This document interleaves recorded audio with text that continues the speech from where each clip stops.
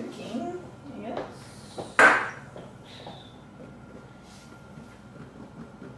Let's see, buddy.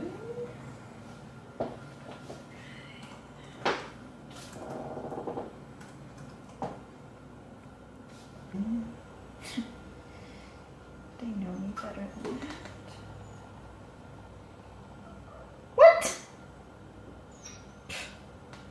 I told you we'd be making YouTube videos one day with the Horror Junkies of Utah, and if you're watching this one, you know we got to be making a Scream 3 review.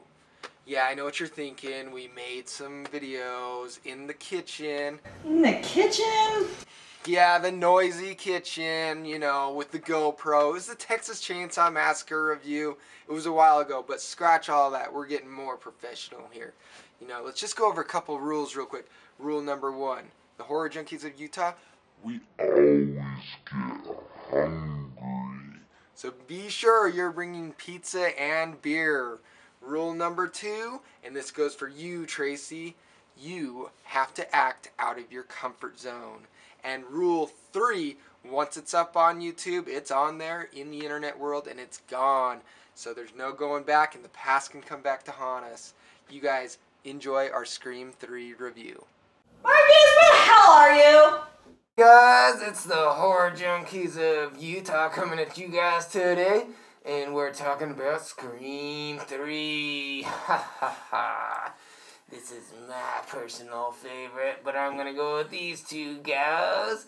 And lady, what were your favorite parts of this movie? Tracy.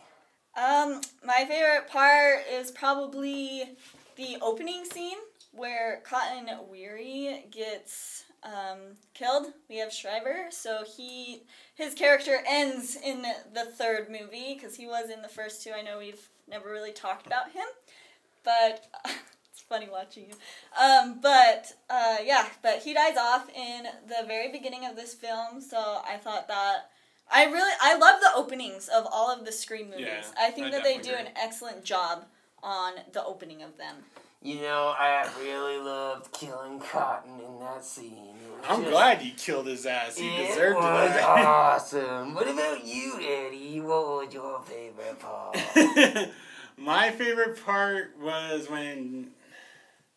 I have quite a few of them. Probably my favorite was when Jenny McCarthy gets killed, just because she was kind of like the She's it your girl dream factor. woman. Yeah. So I was like, hell yeah, he mixed Ghostface plus killing plus Jenny McCarthy. Can't go wrong. So yeah, that would have to be my favorite part. Alrighty, well, let's send it over to Tracy for some weird facts on the movie. So, in this one, they bring back Jamie Kennedy once again in a post-mortem video. And so he has 3 more rules. This guy is just full of rules. The first one being that the killer must be superhuman. They can just not die for some reason. The second being that the main character can die in the movie. That means you, Sydney. And the third one being that the past will come back to haunt you. So I loved how they brought Jamie Kennedy back as Randy. And what's interesting is that Randy, or Jamie Kennedy, is not on any of the film's movie posters. And he's in all 3 of them. You know what I really enjoyed was gutting him in the back of that van. They actually had an alternate kind of thing for him to bring him back into the third one where his family saves him from dying in the van, but they found that to be too far-fetched. Yeah, so, that would. Yeah, so they just dropped that idea. That's some very interesting facts, Tracy. Hey, Eddie, what did you think of the score of this movie? How did the music affect you? The score was pretty decent. It isn't one of my favorite scores out of the movies. I personally like the score of the second one more. The second one? Yeah. Gotcha. What was the downfall of the movie for you guys? Like the worst thing that you did not like? Was it the guy from that TV hit Patrick series? Dempsey? Yeah. There you go. So the whole time in the movie, I thought he was the killer. I thought he was gonna wind up being the killer. No, I the didn't think killer's that. right here. You are not Dr. McDreamy. Sorry. I never claimed to be. Probably the most worst part of this movie is the fucking girl that plays the Gail Weathers character. What is her name? Something Posey. But yeah, I didn't really. I was her like, either. that bitch needs to die now. I'm like, she is so annoying. I'm like, she needs to get murdered. Who's the geeky girl? Geeky girl. The geeky hot girl. We were watching this earlier, JC. We were like, yeah, you're a guy. You would do anything. Oh my gosh, the girl from the Princess Diaries. Yeah, she's hot in a geeky way. I can't think of what her name is, but she is Randy's sister in the movie, and so she's the one that shows them the videotape kind of a thing. What did you guys think of that scene bringing Randy back for the third one? I liked it, but I wish they wouldn't have just killed him off in the second one. I wish he could have just continued on. I mean, I'm sorry, it was just so easy. But this was probably my least favorite Scream movie, but it had the best motive, I thought, for the killer because it retraced it back to the first one. yeah. And so I thought that was awesome. And the whole time I did not think that Roman was going to end up being the killer. And I loved how he was the one that recruited Billy in the first one and how it just wraps back around. I thought the motive was awesome. You love to bring up Billy. Billy, man! So, who was your favorite character on Scream 3? Probably my favorite character would be Lance, one of the directors of Stab in the movie. He's just one of my iconic favorite actors in horror. Who is that actor?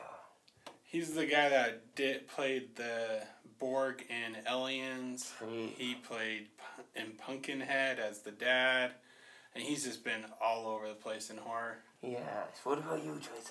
I actually really liked Courtney Cox's character of Gail Weathers better in this movie than the other ones. And also, all the supporting actors, they had much more screen time than Sydney did, Neve Campbell's character, in this movie. And so I thought that was kind of cool. But I really liked Gail in this one because she wasn't taking nobody's crap in it.